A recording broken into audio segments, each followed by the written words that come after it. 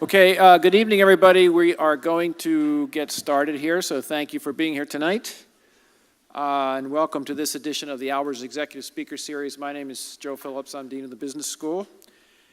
And it's my pleasure to welcome you and also our speaker, Bryan Mistele, who's CEO of INRIX. And INRIX, in case you don't already know, is the leading provider of real-time transportation information, connected car services, and analytics worldwide, and they're right here in Seattle. The title of his presentation is The Future of Transportation, the Impact Autonomous, Connected, Electric, and Shared Vehicles Will Have on Our Society. So before introducing him, let me briefly describe our format. So the presentation will be about 10 or 15 minutes long. After that, he will answer some questions from our panelists who I will introduce to you later. And then we will close with questions from the audience. So Bryan Mistele is the co-founder and chief executive officer of INRIX. And as I mentioned, INRIX is in the forefront of connecting cars to smarter cities in more than 60 countries around the world. The company leverages big data analytics to reduce the individual economic and environmental toll of traffic congestion. As a leader on technology and transportation issues, he served as a member of the Bipartisan Policy Center's National Transportation Policy Project, as a member of the ITS Advisory Committee of the U.S. Department of Transportation, and as a board member of the Intelligent Transportation Society of America. Prior to INRIX, he was an executive at Microsoft, and he holds an undergraduate degree in computer engineering from the University of Michigan, and has his MBA from the Harvard Business School. So please join me in welcoming him to Seattle University.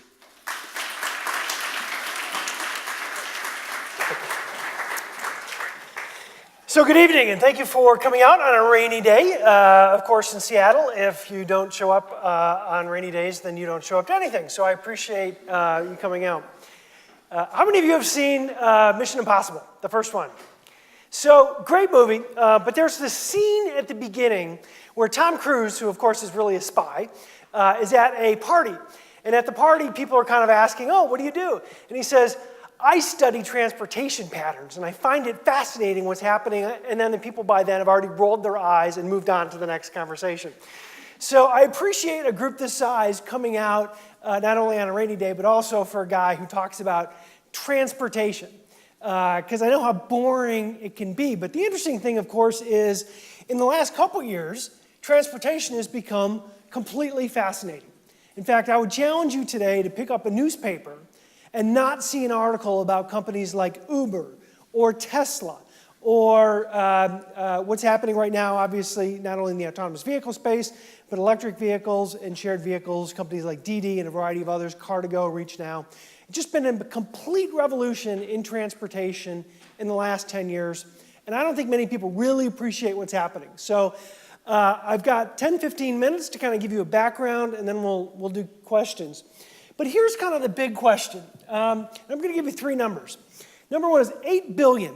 8 billion hours are wasted in the United States in traffic every year. I'm willing to bet if you drove here tonight, you know that you probably took at least half an hour of that stuck in traffic yourself trying to get here, right? Traffic is a problem. I think people get it. But 8 billion hours. Now put that in perspective. That means you spend about 2 weeks stuck in traffic each year, okay? 2 weeks out of your life, each year is stuck in traffic. 3.7 years of your life is spent stuck in traffic. So this is a real problem. Wastes gas, about 1.2 billion gallons of gas are wasted every year just due to traffic congestion, and 37,000 deaths each year due to roadway accidents. So this is a real problem. The challenge, of course, is it's not getting better, especially in Seattle. Any of you feel that traffic is getting better in Seattle? Okay? Think about it. We've spent billions and millions and billions in this city on infrastructure. But in terms of traffic congestion, we actually have fewer lanes today than we had in 1970. And of course, the population is more than triple what it was back then. So if you're counting on government to solve the problem, you're probably going to be waiting a very long time. The good news is there are 4 trends that are transforming transportation right now. And we call it the ACEs: autonomous, connected, electric, and shared vehicles. The ACEs. And the interesting thing about the ACEs is they're all happening in the private sector. They're happening because, surprise, surprise, there's a problem. Hours of wasted, gallons of fuel is wasted, carbon emissions, pollution, all these problems that we have, safety on the roadways. And guess what? Entrepreneurs step in, they start companies to solve real-world problems. And if there's a real-world problem that's bigger than transportation, it's probably hard to come up with. So I want to spend a little time talking about the ACEs and what they're doing. And I think everyone's familiar with some of these companies: Tesla, Uber, Mobileye. These are big, multi-billion-dollar companies. In fact, Tesla today has a larger market cap than that of General Motors and Ford combined. They didn't exist 6 years ago. Think about that. Did not exist. Companies like Uber, $50 billion market cap. That's real. Did not exist 6 years ago. So this is changing. The interesting question is, why is it all changing now? And why are they all happening at the same time? And the answer is quite simple. The car has become a mobile computing device. The car is a mobile computer. It's got sensors. And people have figured out how to use the cloud and cloud computing combined with sensors to create complete transformation of the automotive industry. This just gives you an example. So cars today, things like temperature, fuel level, cameras, ultrasonic sensor, LiDAR data, all of these sensors on your car are transmitting data up to the cloud, and that data is being used to do things like solve traffic congestion. In fact, if any of you used, say, Google Maps tonight to get here, you probably don't know, but that data comes from everybody else on the road using a cell phone that they can use to create traffic data. Companies like INRIX, we take data from 300 million vehicles and mobile phones to create traffic data. It sounds a little obvious in 2018, but in 2005, when we started this, literally state-of-the-art was flying traffic helicopters and looking out the window to figure out what was going on with traffic. That was state-of-the-art. Here we are in 2018, there's not one traffic helicopter flying left in the United States. That's how fast this transformation has happened, and it's because of this mobile computing platform called the car. But also the city. People hear these words about smart cities and things like that, and many people don't know what it means. Yeah? Your screen's off. My screen's on. Let me point back to the guy back there. Okay. See if back there you can turn it on, but otherwise I can just kind of talk to it. So smart cities, right? Smart city is nothing more than sensors in the roadway. It's cameras on top of streetlights. It's sensors in the roadway detecting speed and volume. It's things like sensors detecting pollution. And even in parking garages, sensors detecting how fast. Okay, sensors detecting how many people are in different parking garages, right? So you may notice when you go to SeaTac Airport, it says there's 100 parking spots on this level. Well, that data now is collected, it goes to the cloud, and it helps us and others kind of determine what's going on so that we can send cars and vehicles to the right places. So that's when we say smart cities and connected car, what we're talking about. It's about making basically a virtual representation of the city.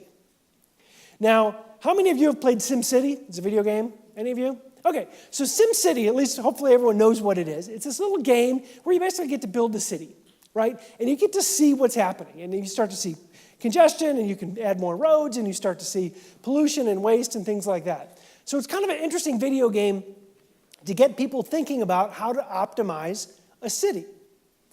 But the cool thing is, this now exists in the digital form.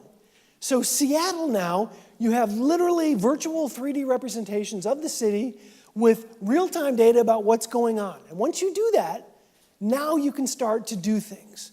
So for instance, here in Seattle, or Bellevue, not Seattle, Bellevue, they're now dynamically changing the traffic signals across the city based on real-time data about what's going on. So if a Seattle Mariners game gets out, the traffic signals can change and get you out on time. Los Angeles saw a 10% decrease in overall traffic by doing nothing other than retiming traffic signals based on real-time data. So that's what we're talking about. And I have a really cool picture here. Okay, it's working out. That's fine. So the key is not just our consumers getting real-time data about what's going on and helping you figure out how to get from point A to point B, but these cities are also taking data and doing interesting things. So this is actually the city of Cologne, Germany. And what you see, I'm sorry, this is London. And what you see is these little graphs, these little bars, show the population in each square block across the city. And this is actually New Year's Eve. And what you'll see is as time goes on, the population patterns shift. People move from the work area to the West End, where there's a lot of restaurants and a lot of things going on, and you start to see more and more people going into the West End and having dinners and things like that. And as we go closer and closer to midnight, what you see is more and more people aggregating around Trafalgar Square. And Trafalgar Square is where there's a bunch of bands, there's a bunch of activities later on in the evening where people hang out. And then around midnight, of course, people start to migrate to the river because the fireworks in London are by the river. So what you see is more and more people kind of accumulating by the river, the Thames, to basically watch the fireworks. But then once you hit midnight, of course, everybody wants to leave at the same time. So what happens? You start to see these weird... This is really cool. Okay, you start to see these weird blips, and these are actually tube stations. So in subway stations, so in London, you see basically everyone aggregates trying to get out through the tube stations, and then they basically disperse throughout the city. So why is this cool? This is actually data collected from cell phones. So if you have a cell phone in your pocket right now, you are transmitting data, talking to a cell tower, and we can use that to figure out how many people are at Seattle University and where people are across the city. And then mass transit can be deployed to help, obviously, improve that. So let me very quickly talk about autonomous vehicles and the future revolution that's happening. So this is an example of an autonomous vehicle. This is Uber's autonomous vehicle. You can actually now, in a couple of cities, order from Uber an autonomous vehicle. And it'll drive you from point A to point B. So this is not science fiction. This is actually happening in real life. And what's happening, of course, is that vehicle drives up a road, and using sensors like LiDAR, using camera data and things like that, it figures out where people are, it figures out where the roads are, it reads street signs, and that car now has enough computing power to figure out how to get from point A to point B autonomously. So the vision for these ACEs, autonomous, connected, electric, and shared vehicles, are not just about you having an autonomous vehicle. It's about a fleet of autonomous vehicles that are electrified, operating on demand. So you can order a vehicle, it'll take you from point A to point B, drop you off, and then it'll go on and do that same thing for someone else. So the benefit here is a couple of things, which I'll talk about in a second. But people are familiar with Tesla, right? INRIX has a test car. I use it all the time. It's a Tesla. A lot of times I can go all the way from Redmond to downtown Seattle without my hands on the steering wheel or on the gas pedal. Right? This is quite common. There are people on the road doing this. As you drive home, the Tesla next to you, the person may not be actually interacting with the vehicle. What you see now are these autonomous buses. This is an electric bus, so completely clean. But you also have now autonomous buses. In fact, Bellevue is now working on a pilot to basically have a bus going around the downtown core of Bellevue that's completely automated. Those of you who, I see a couple people here, freaked out about this. But let me make a point. And that is, before you freak out about being on an autonomous bus, let me say, have any of you been to SeaTac? Yeah. You're in an autonomous vehicle if you're going to the north or south terminals. There's nobody driving that thing. Right? So we've kind of become used to some of this because it's reliable. And the same thing will be true as people get used to the autonomous buses. Autonomous trucks. These are already operating on the roadway. In fact, the first commercial delivery using an autonomous truck happened this week. And it's because people like you don't want to go into the business of driving a truck. So what's happened is people decide they don't want to drive trucks, so you now have this demand imbalance where there's a lot more deliveries that need to happen, especially thanks to guys like Amazon who are making more deliveries, but people don't want to drive trucks. How do you solve that problem? You have autonomous trucks. And that's what's happening. In fact, the one that's actually operating on the road right now, it goes autonomous between cities, but once it gets into the city, there's basically a drone pilot sitting in a different city that's piloting that car, basically through the internet to get it to where it needs to go. Very, very cool technology.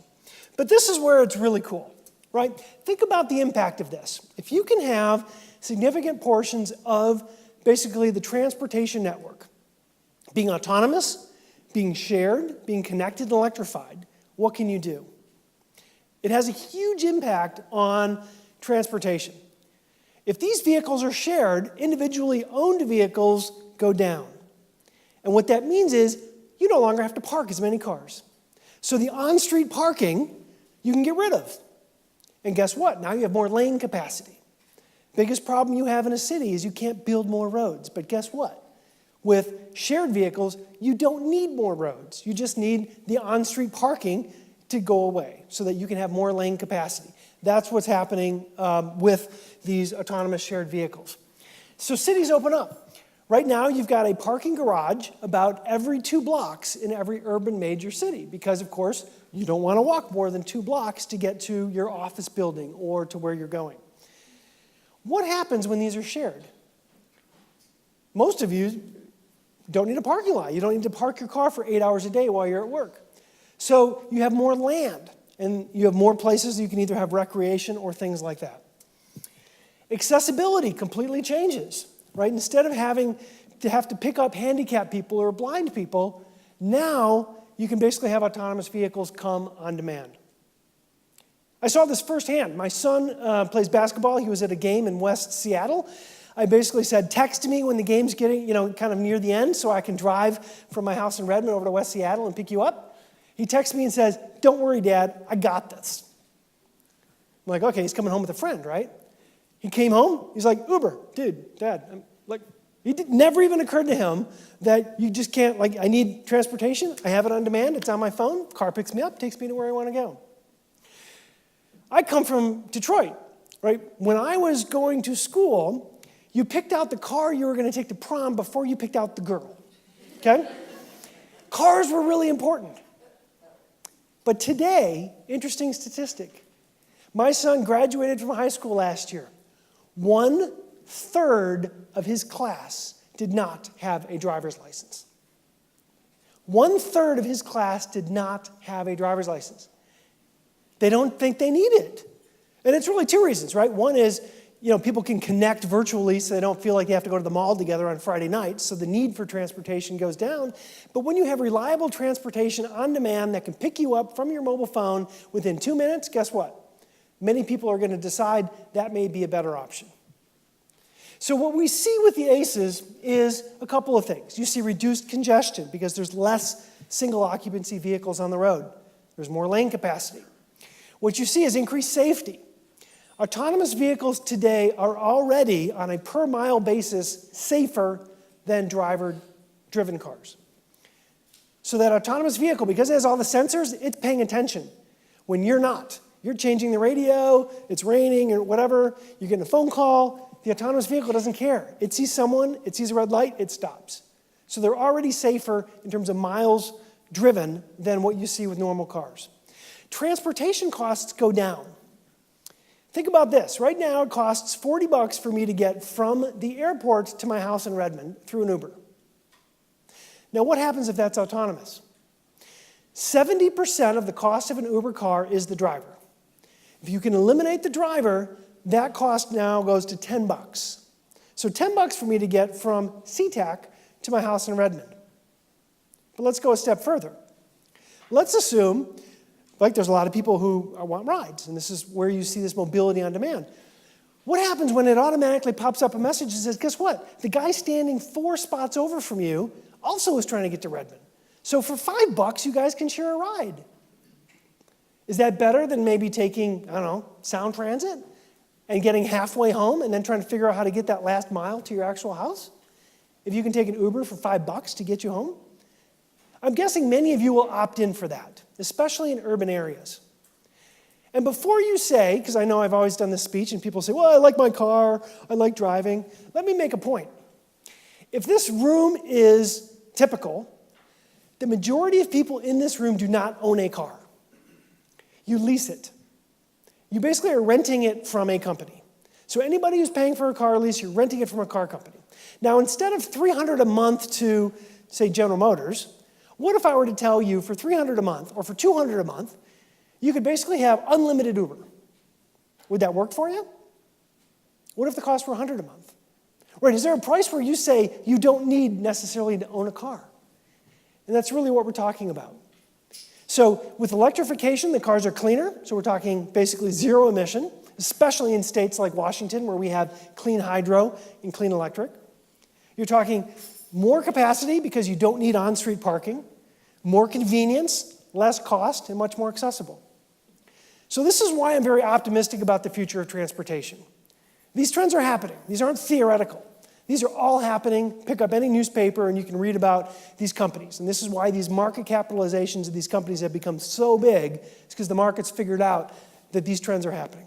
But the fact that they're all happening together gives me optimism that 5 years from now, 10 years from now, it's not going to take me an hour and a half to get from Kirkland to my office over here to Seattle University to give a speech, which is what it took because of traffic. The world's going to get better, and I think we can all be a part of it, so I'm very excited about that. Okay, so I think we're going to go into questions and answer.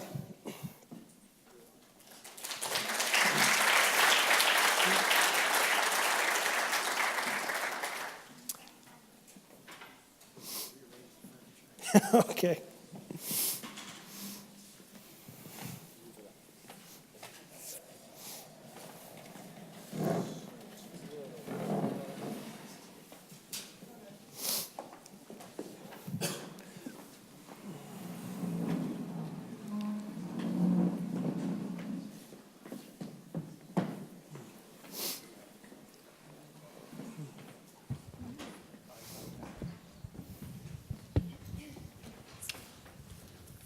Okay, thank you for Bryan and for that, and I apologize for our lack of reliability on the IT, but we'll get that fixed.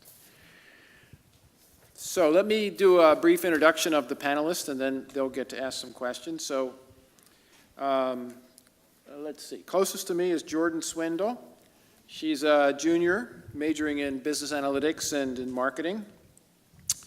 She's a member of Alpha Kappa Psi, our business fraternity, and she works as a sales associate at Nordstrom's downtown store. And then furthest from me is Tony Flannery Rye. He is Director of Global Analytics for Online Marketing Group at eBay. He leads team analyzing paid and free search, partner marketing, and customer marketing. He has over 20 years of experience with T-Mobile, Expedia, and eBay, serving in a wide variety of positions. He also serves as a mentor in the Albers Mentor Program. And his undergraduate degree is from Iowa State, and he has a master's in finance from Seattle U. And then in the middle is Preeti Jain. She is a student in our MS in Business Analytics program. She has an undergraduate engineering degree from Maharishi Dayanand University in India and an MBA from Lancaster University in England. So that means she has been educated on 3 continents, right? Preeti has over 9 years of experience in supply chain, managing large-scale, cross-functional, and cross-geographic projects for a number of clients. So those are our panelists, and whoever is closest always goes first. So Jordan, you have the first question. Okay. As you see public transportation becoming more congregated, how do you think people will react, and car dealerships and car companies? What do you think that market will happen? What will happen? Well, so the question is about public transportation, I've sort of been a vocal opponent against kind of light rail mass transit. I wrote an op-ed for the Seattle Times about a year ago that basically said ST3, which is this $54 billion project, will be obsolete before it's complete. which is absolutely true. If you think about these trends, essentially what you're ending up with is two things. You're ending up with the privatization of transportation, right? Whether it's Uber or Lyft or Car2Go or any of the other models, more and more people are opting already into those modes of transportation. And it's simply because it takes you from point A to point B. Most mass transit doesn't take you from point A to point B. It takes you to point A to some intermediate point, and then you got to figure out how to get the last mile or the last couple blocks.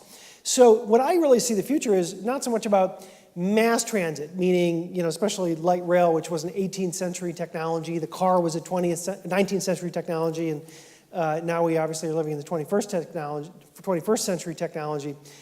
So for me, what I really see is more mini transit, right? I think you're going to see 8-person shuttle buses and 10-people shuttle buses that are going to take you from where you need to go, whether it's the airport or whether it's a shopping area, to where you need to be, because it's just far more efficient and far more convenient than what we currently have today with either fixed rail or the existing articulated buses, which, if you look at them around most of the time during the day, they're not even half full.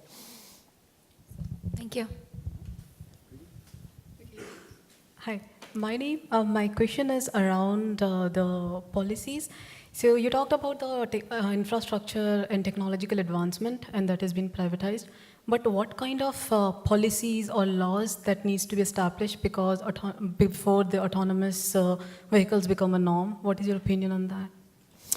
Yeah, so in terms of the autonomous vehicle, obviously there's some pretty big societal implications, right? First of all, you don't want cars going rogue obviously on the freeway, right? So there has to be some level of certification and safety for people to feel like, hey, I can have confidence that these vehicles are safe. And that's why you see an enormous amount of testing going on right now. For instance, the University of Michigan has a huge campus, which is really just a fake city that they're doing a bunch of testing for autonomous vehicles. You see similar things around the world. So step one is you want to make sure they're safe and they're going to be certified, and obviously the National Transportation Safety Board and others are really involved in that. The second thing is, obviously, there's implications in terms of privacy, right? So if all this data is being sucked up off these cars, you want to make sure that your data is private and things like that. So there's been a lot of attention around privacy for these type of vehicles, although I'll point out, all of you are carrying a computer in your pocket right now that's transmitting data, and guys like Facebook and Google and everybody else are already tracking every movement that you make and everything that you do. So the privacy issue is it's always funny when people are focusing on the automobile and like no one pays attention to the phone that's in everybody's pocket, but that issue will be solved as well. Thank you. So my father worked for the Iowa Department of Transportation for 15 years, and everything that you're talking about just rings true with what he was saying 20 years ago. So it's exciting to see how things have evolved. With my background in data, this whole topic is super, super exciting. And where I'd like you to go a little bit deeper in is probably in and around your company. I see you've got big data, so all this, you said 300 million different points coming in, but then you also have fast data. So fast data being the decisions you're making at that point of time. Is this street clogged? Should I switch the stoplight that's there? How, and especially for an analytics group, how should people be thinking about that? How do you approach that from your company? Sure, so all great questions. A couple of things. Obviously, things have changed very, very quickly. I started the business about 12 years ago.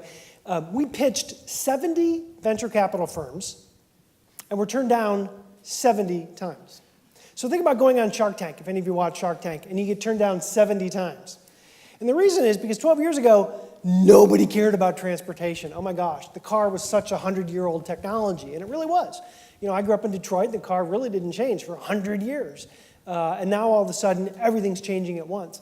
And it's really because of big data, right? So, to your point, this transformation in transportation could not have happened 10 years ago because you did not have things like cloud computing. You did not have, to your point, fast data. I mean, just to put this in perspective, INRIX today takes from 300 million vehicles and devices, 100 billion data points a day from 62 countries in real time, processes half a petabyte of data literally every 10 seconds, and then republishes out to more than 600 customers every 10 seconds how everything's changed across the entire world.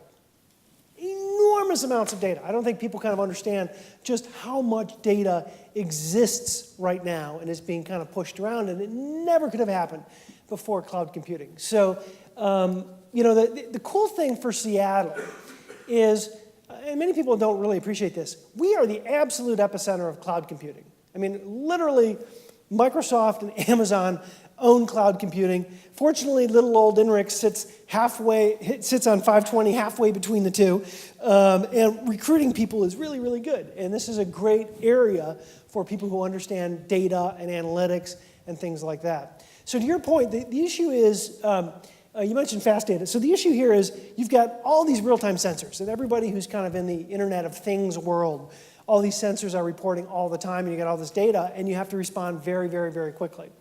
The challenge is not so much the processing anymore, because you can basically throw 10,000 servers at a problem and solve things in milliseconds. The problem is, how do you communicate that out, right? If your car is going to stop, you basically need millisecond response time, which you really don't have with cellular networks today. The cool thing, though, is we're about to enter this world of 5G. So your phone today, unless you're really old, is basically 4G, and the data speeds you have are 4G. 5G is the next evolution, which in some cases, depending upon who you believe, is between 20 and 100 times faster than the current phone that you have. So now you can actually take data, like when the car recognizes that the light is now red instead of green, can send it up to the cloud, process it, drop it down, hit your brakes, and do that in a reasonable amount of time to basically ensure safety. That's where it really gets cool. And again, it's because of the cellular data, which again, Seattle was the pioneer for cell networks. Most people don't realize this, but cellular networks were invented here in Seattle. And cloud computing is basically invented here in Seattle. And many of the connected car companies, like ourselves, companies like HERE, companies like Telenav, and a variety of others, are based here in Seattle, and it's because of that reason.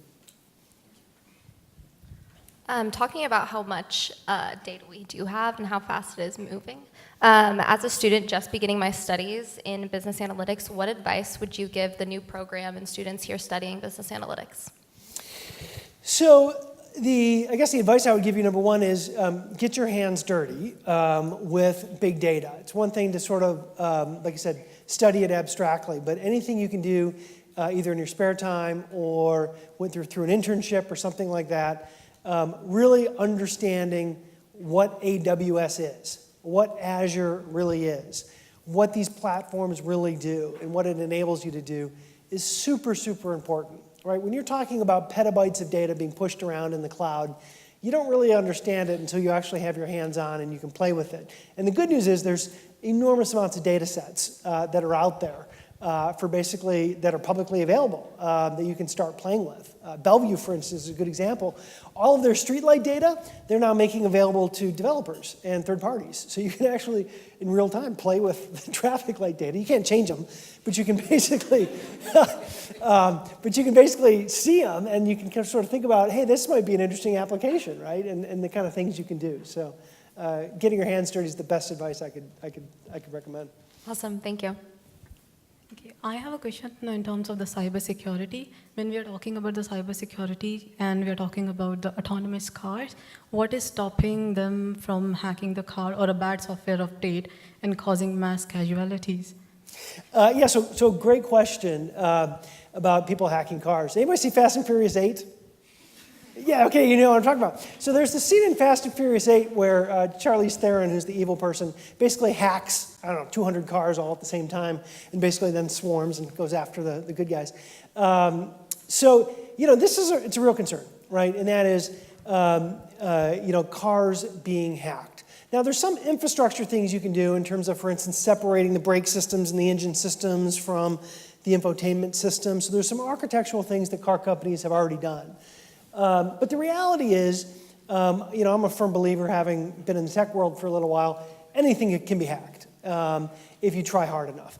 So the trick is, you've now got a race, just like you have on your PC, right? Can your PC be hacked? Well, of course it can. How do you defend against it? Well, you have antivirus. Well, what if this guy invents this? Well, the antivirus people have to move fast to basically protect it. So you see this constantly war between kind of hackers and the anti-hackers trying to basically plug holes in different devices. The good news is the opportunity for a huge hack on PCs is very, very, very small. And the reason is, of course, because the companies that are fighting it move very fast. And even the hacks that you see, kind of the big two that kind of came out a couple weeks ago, the one that Intel had to basically did a lousy job responding to, the reality is in order for that really to be exploited, it's just so hard to do that, I don't think there's actually even one instance of a real PC being hacked through that. So you have a lot of academics and folks sort of poking holes, trying to figure out how cars can be hacked. You got a bunch of architects and scientists figuring out how to defend, and the reality is you're going to end up in the car, much like the PC, where it's going to be continually escalation, and over time you're going to end up with more and more safe architectures to keep your PCs and your cars from getting hacked. So there's no real silver bullet. I'd love to say, car companies have this thing solved, but the reality is things are never solved. Things just constantly improve. But the key is software in the car needs to be able to be updated over the air constantly. And this is now starting to happen. I know you're a bunch of students, so there's probably not a lot of Tesla owners in here, or a lot of Daimler-Benz owners, or a lot of BMW owners. But those vehicles are already being updated over the air. The software is constantly being updated. And that's going to become absolute commonplace across the automotive industry over the next, say, 12, 18 months, because everybody is basically at the point where that's now become state of the art. Thank you. So when I started to look up your company and got really excited about it, it made me start to think a lot about how, while you were the first in 12 years ago, you're pinched between two pretty big, Apple and Google.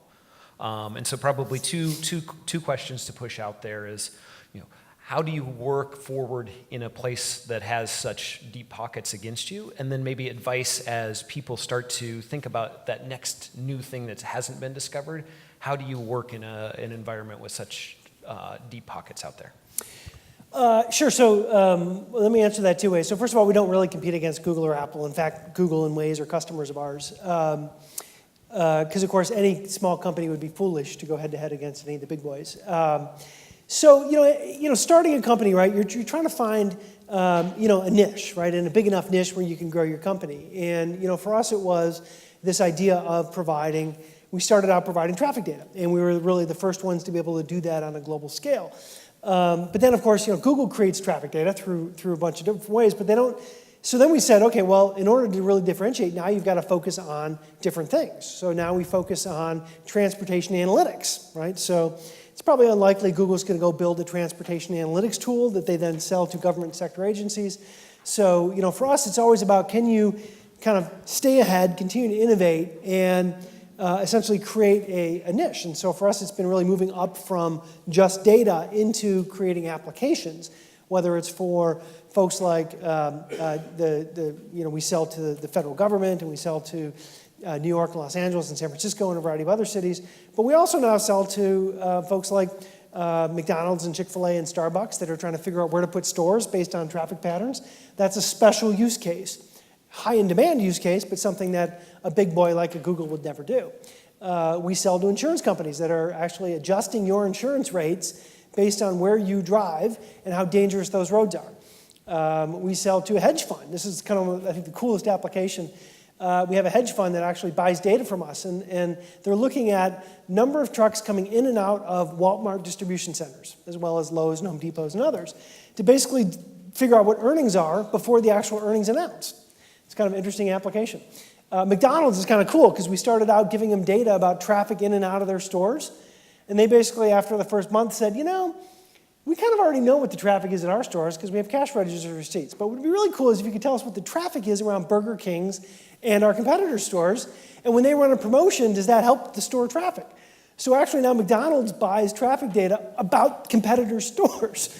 Again, kind of these interesting applications. But to your point, that's how you continue to innovate and, like you said, try and stay out of the crosshairs of the big boys who are throwing billions of dollars at these kind of problems. Love it. Thank you.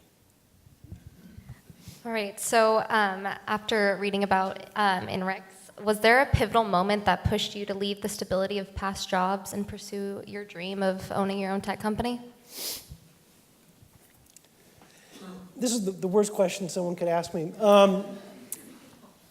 So the answer, of course, is yes. Well, let me back up. So I always knew, in fact, when I was a kid, that I wanted to start my own tech company. So, you grow up in tech, of course, you read the stories of Bill Gates and, Michael Dell and everybody else, and I always knew I wanted to start a tech company. But the reason this is hard to answer, and if there's any press in the room, this is off the record. So why did I leave Microsoft? The answer is I was fired. Welcome to the world of big companies. I was running a really hot group at Microsoft. Our group got merged with another group. A new corporate VP came in above us, and I basically ended up out of a job and decided, hey, this is maybe God's way of telling me I need to leave Microsoft and go do the startup I've always wanted to do. So the reason I share that is it's obviously embarrassing, but as you study people in the business world, and I don't care who it is, I have yet to find somebody in the business world that became successful that did not go through some huge valley experience. I mean, let me pick a bad example, okay? Donald Trump, right? You could say, well, Donald Trump's successful, right? He's a billionaire and the guy's the president. He went bankrupt multiple times, right? I mean, everybody, you kind of have to go through these valley experiences to really figure out what your core values are, I think, sometimes, before I think you can really figure out what you want to do with your life and really give you that passion to succeed sometimes. Because if everything's handed to you on a silver plate, then I don't think you would necessarily have the inner drive that you need to be a successful entrepreneur. So that's my 2 cents. Like I said, Thank it's you. not fun to talk about, but I think it's important to hear, certainly as a student, that life is not always up and to the right. You end up with these peaks and valleys, and I think those are super important. Okay.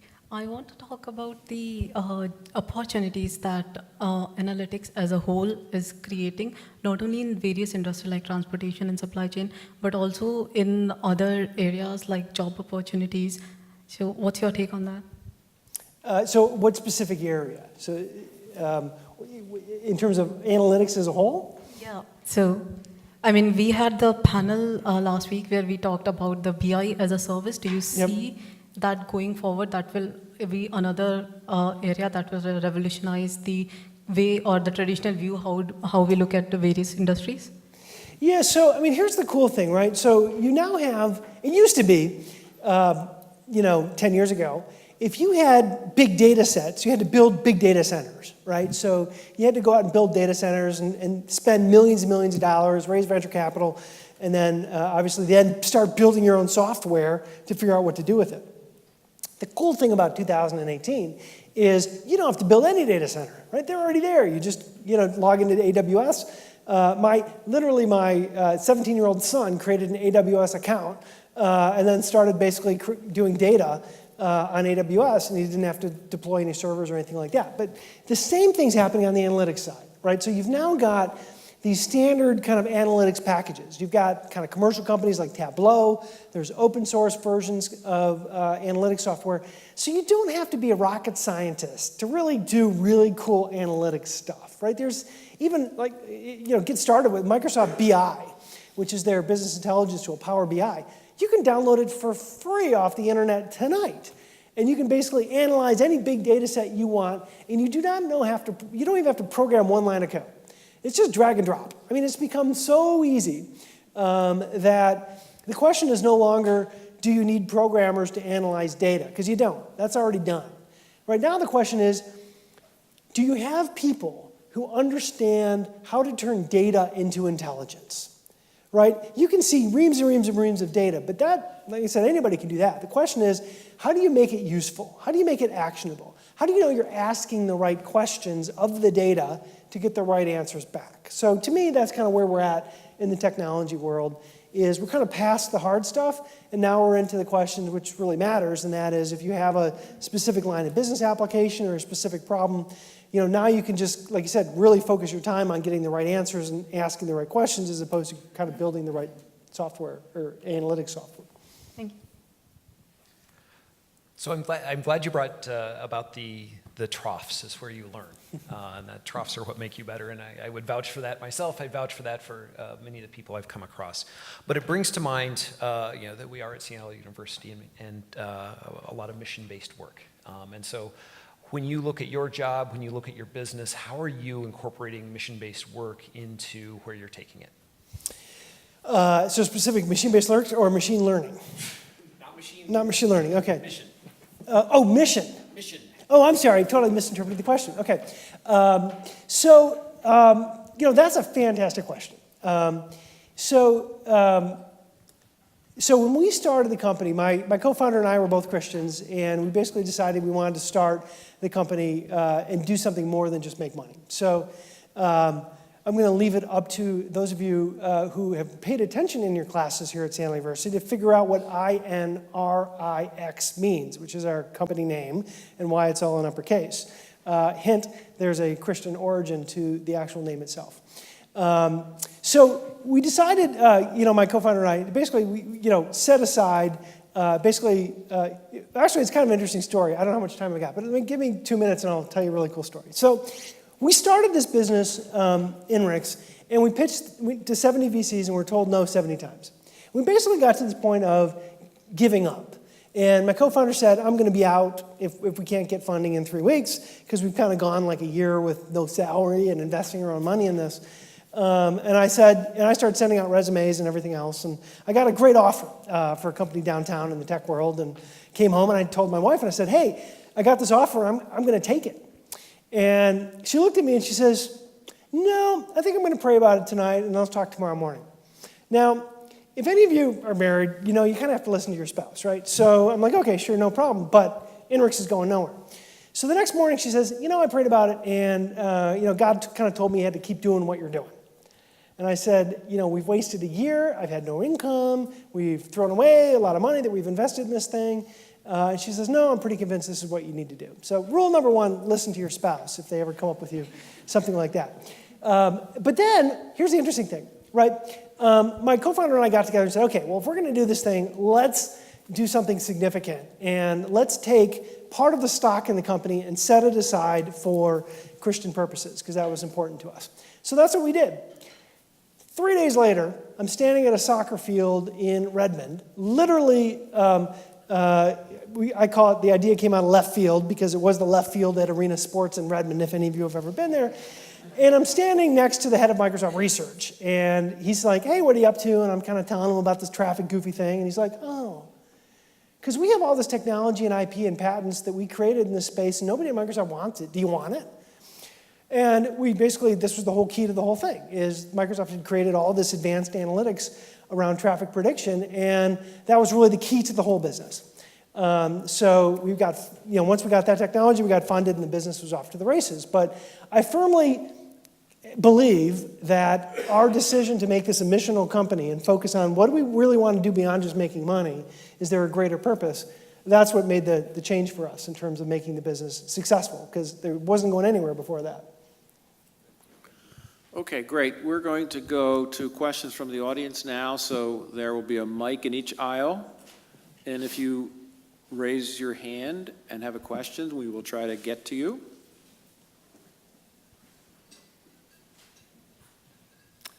So, question back there in the middle.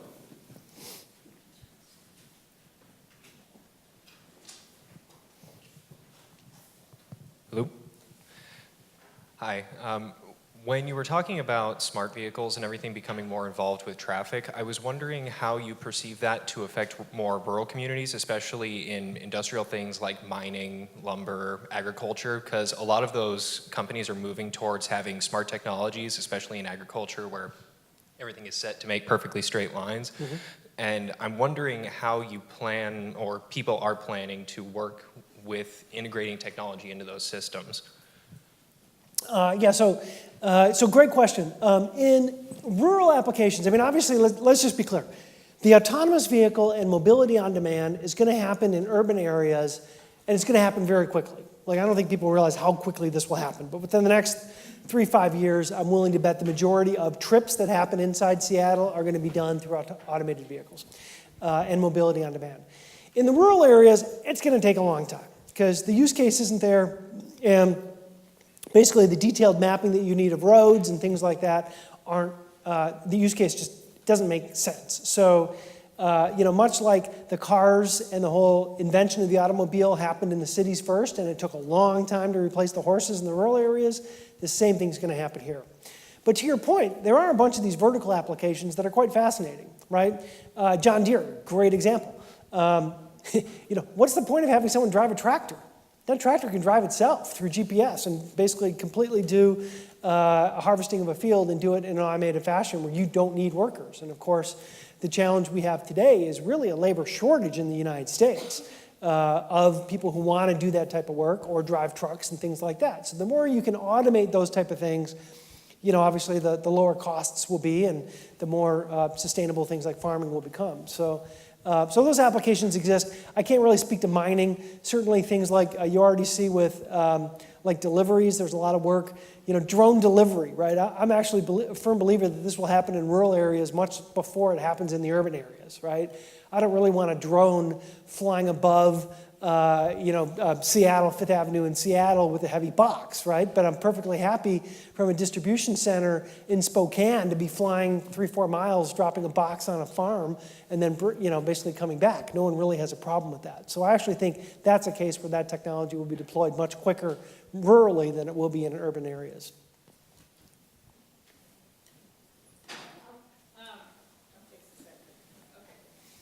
There we go. Hi, can you hear me? Mm-hmm. Okay, great. So the trends you were talking about, they're definitely very clear to see them happening in the US, but when you showed us the slide of London, it actually got me thinking a little bit about kind of how these trends may play out in a more global context. I'm thinking in particular of a country like Germany, where privacy is a big issue, as well as kind of a more techno-skeptic approach to a lot of consumers over there, and then also the European Union having a vested interest in supporting European countries like Volkswagen over American companies like maybe Google or Uber. So how do you think this will play out in a more global context with both different political climates as well as consumer behaviors? Yeah, so great question. In terms of the ACEs, it's amazing how much of the innovation is happening at a global scale. So for instance, if you look at the leading player in terms of in-vehicle sensors for autonomous, they're based in Israel. If you look at where some of the biggest investments are happening around, for instance, electrification, people talk about Tesla, but Volkswagen Group, BMW, Audi, and Daimler-Benz, which are all based in Germany, they've got more electric vehicles on the plate and will eclipse Tesla in less than 18 months in terms of volume of vehicle shipping that are electrified. So absolutely, there's no question between North America, Western Europe, and China, these trends happen basically all simultaneously. And China, like I said, is kind of an interesting case study simply because they have huge issues with pollution, as you all know. They've got huge issues with congestion. So the government there is investing massive amounts of money around these trends because they think it's really the only solution that they've got. Now, naturally, the developed world, which is Western Europe, obviously United States, China, these technologies are going to be deployed much faster than in developing markets. But, I mean, if you've been in markets like, in Israel, you've been in Japan, Korea, these countries are as technically advanced as they come. So I think the developed world all happens roughly simultaneously. I don't think there's really any distinction because these companies operate globally. But obviously, countries like Mexico, or kind of second world countries and certainly third world countries, it'll be a while till they deploy. Like India is a mess. No offense to people in India, but if anybody's driven in India, there's not even street lights, let alone electrical infrastructure and HD maps of these roadways. So markets like India are going to happen much farther behind the rest of the world.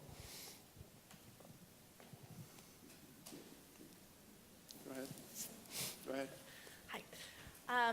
Talking about Uber especially, I'm coming up with a lot of intersectional questions with HR that I'm curious to hear your response to. So Uber drivers, Uber is a large employer of people who are wanting to get visas, often immigrants to the United States, and now having autonomous cars, which I think we're all moving towards. What happens from the HR perspective to that demographic that's employed? Yeah, so great question. What happens to obviously the employment related to Uber drivers? Look, Uber from the CEO level down has made it very clear they're investing billions of dollars in autonomous vehicles. In fact, Uber has been even as, as candid to admit their business model doesn't work without autonomous vehicles. Uber's burning cash right now. I hope everyone knows this, right? So they got a lot of money on the top line revenue, but they're also burning more cash than they're making. So this company goes bankrupt unless they can figure out how to get autonomous vehicles on the road and replace the cost of the drivers. So then the question is, okay, what happens to the drivers? You know, I guess I got two answers to that. One is, keep in mind, none of these drivers had an Uber job 5 years ago, right? So these aren't people who've kind of spent 30 years doing the same job and can't be retrained. By definition, they didn't have a job 5 years ago driving for Uber because those jobs did not exist and Uber didn't exist. So it's a fairly recent phenomenon. And obviously, you know, with any technological innovation, there's always reallocation of people, right? And I know this is unfortunate, but when I was going to college, not to date myself, but there was a team of people deployed at the computer center basically operating the punch card machine. They don't exist anymore, right? So you kind of go through history, and technology is the story of replacing jobs that can be automated and basically then creating more jobs for more advanced more jobs, right? So this is kind of the problem we have. People don't want to be truck drivers, right? My kid who went to college, I didn't say, hey, skip college, you can make good money in the truck driving world. Or I didn't say, hey, you can flip burgers, that's a good job, right? None of us want that for our kids. So what happens? We all send our kids to college, and there's this huge skill shortage on the bottom end of obviously the world. And this is kind of related to the whole immigration debate. And that is, no matter what side of the debate you're on, the reality is, like states like California don't work if you don't have people who are willing to basically do migrant farm work, right? You don't have food. So the reality is, the automation will replace people. There's no question about it, especially around truck drivers and Uber drivers. But like I said, fewer people want those jobs in the first place, and with new technology comes new opportunities, right? I don't know what the Uber is 5 years from now, but guess what? People who did this may be doing that in 5 years that may be totally different, and we can't even predict it. We have time for one more question.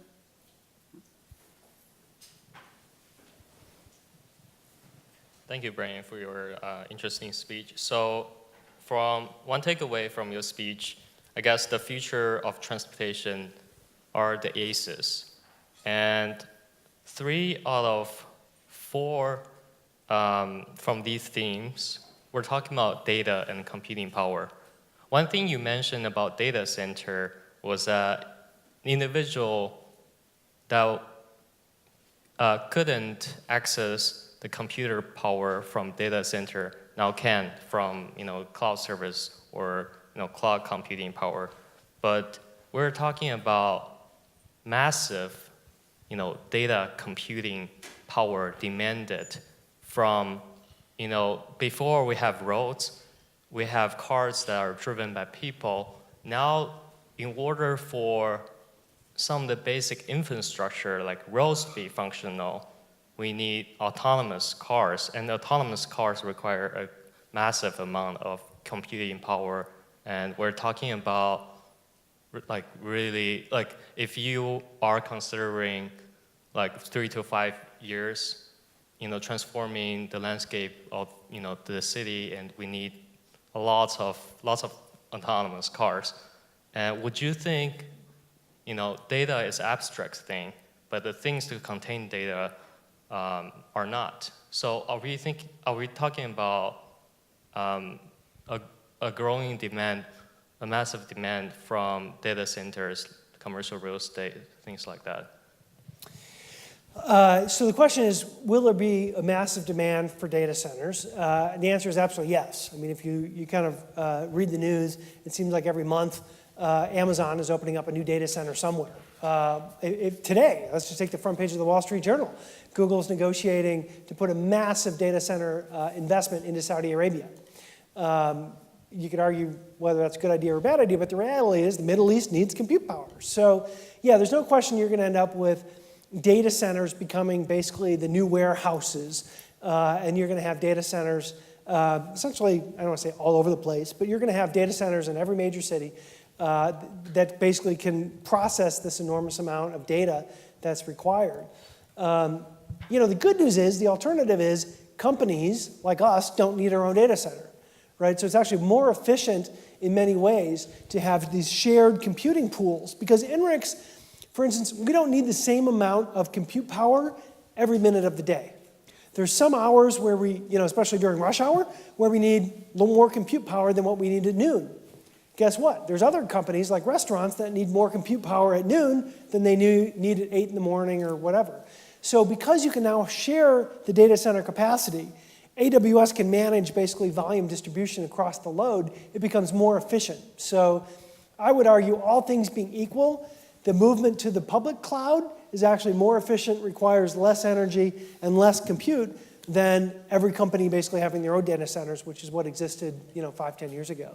But no question, with data going up and demand going up, there's no question that the demand for data center capacity continues to rise, and there'll be more and more data centers built on a global basis. Wonderful. Let's thank Bryan and our panelists for being with us tonight. Thank you all for being here. Our next speaker event is not till April, but we'll see you then, right?